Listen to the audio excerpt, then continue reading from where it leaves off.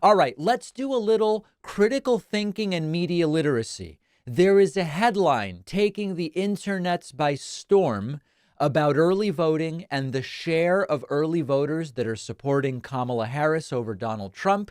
I want to tell you my thought process when I saw the headline, and there's a lot here that's important to discuss. So yesterday, headlines like the following started being reported. Half of voters plan to vote early with a huge partisan split. Okay, that's interesting. Let's see what it says. NBC News polling shows that 51% of registered voters say they plan to vote early, with that group breaking hard for Harris. And on the other hand, election day voters are backing Trump. As we read down into the article, we get more specific data. And what the polling found is that about half of those registered voters say, I am going to vote early, either by mail or in person. And among that group, Kamala Harris is winning 61-35. That's a big margin, a 26-point margin. My immediate questions when I see this polling, because there were a lot of people gleefully reporting this, it's over, we've got it, Trump's done. My questions were, number one, okay, this year it appears as though Kamala Harris will lead early voting 61-35. What share of the early vote did Joe Biden get in 2020? Because while a 26-point lead sounds awesome, it would be relevant to know, given that election day voters will be voting overwhelmingly for Trump, what sort of lead did Biden have among early voters in 2020? That's question number one. And question number two, what portion of those who say they will be voting early will actually do it? It's perfectly reasonable that many people would plan to vote early, want to vote early, desire early voting, and then life gets in the way. And next thing you know, it's November 5th, and they end up actually voting on election day. We're not going to know the answer to that second question until later. But I went back and looked. How did early voting in 2020 favor Joe Biden, or did it? And when you look at that data, the new numbers from 2024 aren't so exciting. Early voting by mail or in person in 2020 was Joe Biden 69%, Donald Trump 21%. So the 26-point margin that exists today, 61-35, back in 2020 was a 48-point margin. This is based on reporting from Quinnipiac University and Pew Research Center. So what seems like a titillating and inspirational and encouraging and reassuring number, wow, 61% of early voters plan to vote for Kamala Harris. Back in 2020, 69% of early voters did vote for Joe Biden.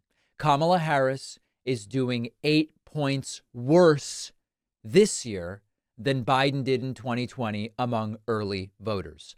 If you believe what early voters are telling pollsters, and if you assume that what they are telling pollsters will mirror what they actually do.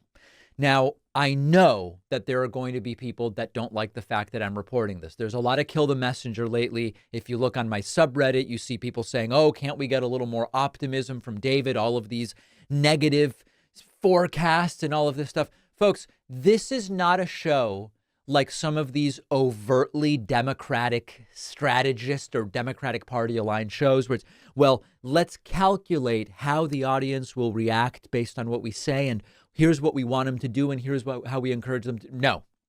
Okay. I've said clearly, no matter what the polling shows, we all must vote without a doubt. That being said, I'm just going to tell you what I see. And when I see that Kamala Harris is tracking 8 points worse than Biden in 2020 among early voters, that's a concern. Now, let me give you some counterpoints because there are counterpoints. One of the counterpoints is that in 2020, early voting and mail-in voting was disproportionately more preferred by Democratic-leaning voters in the context of a pandemic, where Republicans were more overtly flouting, not flaunting. Look it up. Don't email me about it. Republican voters were more overtly flouting COVID guidelines and were much more likely to vote in person. Whereas in 2024, from what I'm seeing, it seems that there is a slightly less overt partisan split in early voting. It's clear the early voting still is swaying towards Democratic and left-leaning voters, but there are more Republicans seemingly this time around voting early. Trump has even said, hey, vote whenever. It's all rigged, right? Early voting's rigged, mail-in voting's rigged, but do it, okay? Vote however you can.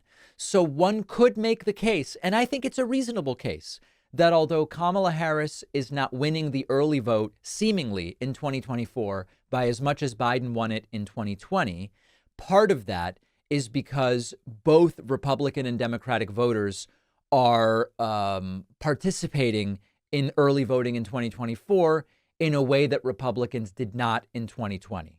What's the final takeaway? What sounds like a great number may or may not be, but we need to not take any chances and make sure that we are registered and make sure that we have a plan to vote and that we have set aside the time to vote, whether it's voting early in person, voting early by mail, or voting in person on Election Day. This time around, I have voted by mail. I vote early by mail, and that works for me, and I've done it, and it's all fantastic. So that's where we are. Important to go beyond the headlines.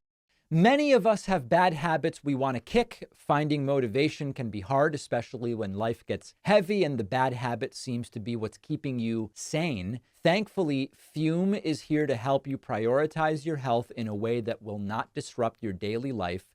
Introducing Fume's award-winning flavored air device that is quickly becoming the leading alternative to smoking and to vaping.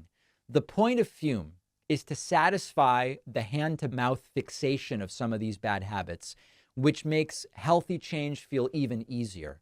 The Fume device is sleek, it's sophisticated, you can fidget with it. There is no nicotine here, only natural ingredients like plant extracts and oils. There's no electronics, there's no vapor.